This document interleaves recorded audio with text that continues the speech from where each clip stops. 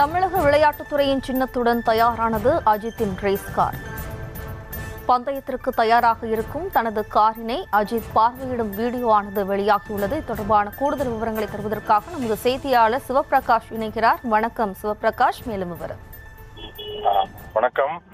நடிகர் அஜித்தை பொறுத்தவரையிலும் அவரை நடிகராக எந்த அளவிற்கு நம்ம தமிழ்நாட்டு மக்களுக்கு தெரியுமோ அதே அளவிற்கு அவர் ஒரு கார் ரேசர் என்பதும் நமக்கு தெரியும். அதாவது F1 ரேசிங் காரை ஓட்டுவதற்கு தேவையான லைசன்ஸ் எடுத்தது, விமானம் ஓட்டுவதற்கான பைலட் லைசன்ஸ் வரையிலும் வைத்திருக்கக்கூடிய நடிகராக நாம் அவரை அறிவோம். இந்த நிலையில் அவருக்கு ஏற்பட்ட விபத்துகளின் காரணமாக ரேஸ் டிராக்கிலிருந்து ஒதுங்கி இருந்த அஜித்